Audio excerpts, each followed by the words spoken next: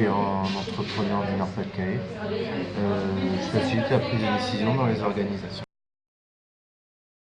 Donc, je suis Arnaud Hélard et j'ai travaillé au sein d'une agence de marketing relationnel que j'ai quitté il y a un peu plus d'1 an pour travailler sur un nouveau projet qui concerne plus l'accompagnement personnel, le coaching et plus précisément du coaching autour des activités de marketing.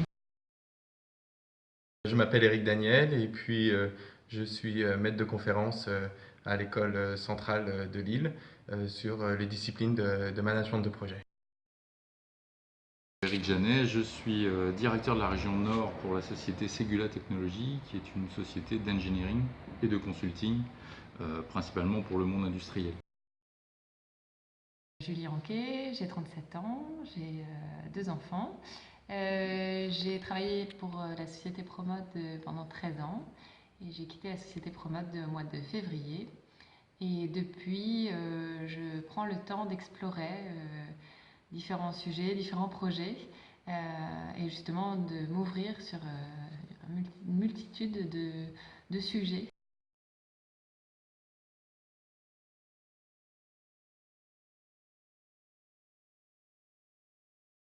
Ce qui est intéressant chez Bizenco et les journées, c'est le mode de fonctionnement en fait, qui est beaucoup basé sur le collaboratif, sur la dynamique de groupe. Et ce qui était intéressant au sein de la journée l'année dernière, c'est toute la créativité et la valeur ajoutée qui pouvait se développer au sein des échanges qui étaient réalisés avec tous les participants. Le fait de rencontrer une multitude de personnes, d'horizons différents, et puis de pouvoir challenger un thème, et par-delà, en fait, même se faire challenger en fait, sur nos points de vue sur ce thème-là. L'hétérogénéité du public, les choses le fond des discussions qu'on avait était assez inspirant. Les questions posées, les thèmes abordés, et le fait que, au travers de ces grands thèmes génériques et importants aujourd'hui dans le monde de l'entreprise, on aborde le sujet par des angles et des façons de penser un peu différentes. Donc c'est cette ouverture d'esprit que ça apporte qui m'a vraiment intéressé. Dans une entreprise aujourd'hui, on n'avait pas vraiment la possibilité de sortir du cadre, d'être créatif, d'apporter une façon un peu différente de voir les choses, qu'il fallait rester dans une structure et pas en sortir. Et en fait, j'avais l'impression que ma vision était, que j'étais un petit peu seule à avoir cette vision de vouloir pousser un peu les portes, d'aller voir les choses autrement. Et en fait, je me suis rendu compte que pas du tout, que j'étais pas la seule et qu'il y avait une communauté qui se posait beaucoup de questions, qui réfléchissait sur différents points, et cette communauté, c'est Bizenco. Bizenco, ça apporte juste une ouverture. Enfin, pas juste, au contraire, mais ça permet de rencontrer des gens différents, d'avoir des points de vue différents et de un petit peu chahuter les idées qu'on peut avoir, la manière dont on voit les choses. Et ça nous donne un autre angle de vue. Donc voilà, pour moi, c'est vraiment de l'ouverture d'esprit, c'est un enrichissement personnel. Cette confrontation des regards, un petit peu à l'orée des chemins entre plusieurs mondes, ça fait prendre du recul sur soi et sur son activité et sur le sens qu'on y met. Bizenco m'a apporté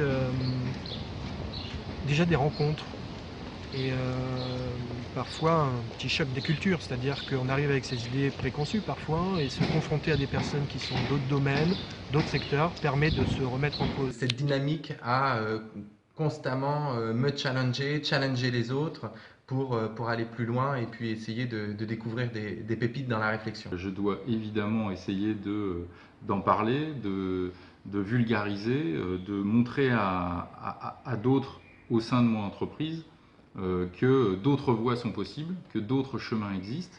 Et c'est au travers de ces expériences et de démonstrations de la journée Bizenco, etc., qui va mettre en lumière d'autres façons de voir la performance de l'entreprise, qu'on pourra évidemment à moyen terme envisager des évolutions au sein de mon entreprise.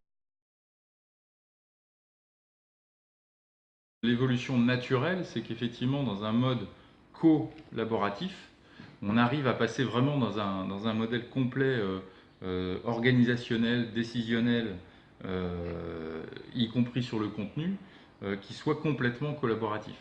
Donc l'idée, c'est vraiment d'essayer de bâtir ce modèle dans les années qui viennent. Je crois que ce sera simplement le fruit d'une communauté. Alors de là à en comprendre ou en connaître les contours aujourd'hui. Je pense qu'elle va grossir parce qu'à chaque fois on a des personnes nouvelles qui arrivent. Je pense qu'elle va grossir aussi parce que le collaboratif ne fait qu'évoluer et que la place de l'innovation, de penser différemment, on est à l'aube justement d'une nouvelle société, je pense que de nouvelles façons de fonctionner et donc elle sera dans son plein essor quand on arrivera dans cette révolution entre guillemets ou cette nouvelle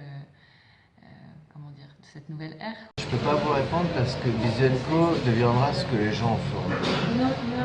Et Bizenco existera tant que les personnes de la communauté y verront un sens à ce que ça existe.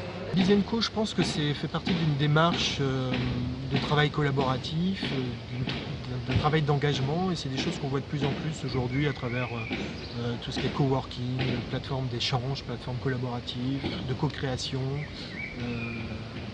Le co est un peu partout aujourd'hui, donc je pense que c'est une démarche qui est intéressante aujourd'hui. Et moi, dans 5 ans, je vois effectivement cette démarche d'accompagnement du business avec des angles, des sujets qui peuvent être parfois assez complexes, comme porteur de sens.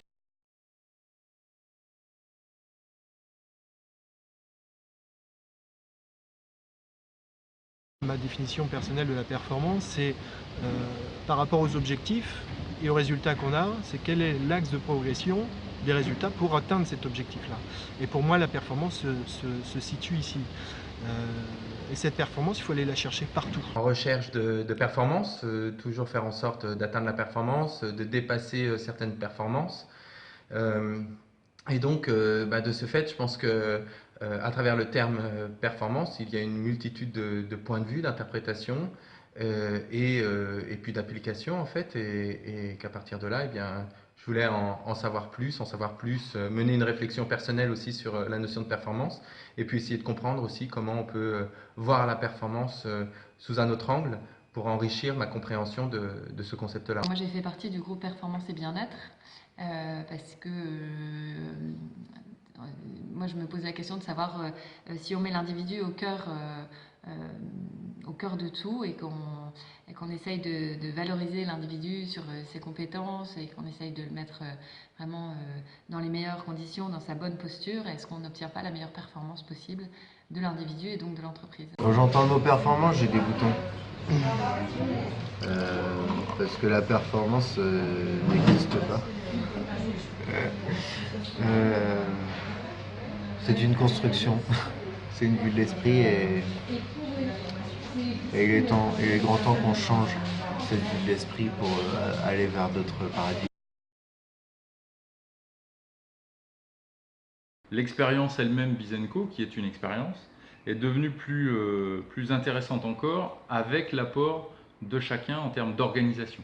Donc le fait que ça devienne un mode collaboratif de fonctionnement, d'organisation, de décision, en fait est une expérience en soi, donc, et on essaye de créer un modèle qui soit auto-performant. Ça s'est passé déjà dans les réunions de préparation, les réunions de réflexion autour de sujets, c'est d'essayer d'apporter ma vision des choses. Dans tout le travail qui a été mené tout au long de l'année, à la fois autour de la réflexion, autour de la performance et d'en faire dégager un certain nombre d'axes, eh bien, j'ai participé, comme tous les membres de Bizenco, en fait, à avancer sur un certain nombre d'axes. Ça a été déjà une certaine régularité au niveau des réunions, pour donner des idées, discuter, échanger. Les choses se font très naturellement et donc on apporte chacun notre contribution, ce que l'on pense, comment on voudrait concrètement après orienter la journée, et donc on a travaillé ensemble pour faire avancer ce sujet. Ce qui m'importe plus, c'est les hommes. Et en fait, c'est les hommes qui sont à l'origine de l'activité de l'entreprise. Et je crois que la performance vient des hommes. La performance n'est pas forcément là où on la cherche habituellement. Et j'en reviens à ma notion de dérive du système de l'entreprise aujourd'hui, où on ne cherche la performance que dans l'hyper-productivité et l'hyper-rentabilité. En fait, déjà le thème de l'année dernière sur le talent l'avait déjà démontré. La performance, le talent se cache en chacun des employés, des membres d'une association, d'une entreprise, d'une organisation. Je pense qu'elle est au sein de nous tous, mais en fait qu'elle n'existe pas dans la réalité. C'est juste la perception que l'on en a et celle que l'on veut se donner pour se donner une forme, enfin pour se donner la possibilité d'avancer. Moi je dirais elle est partout. Nulle part car performance, tu n'existes pas. Elle est en chacun de nous.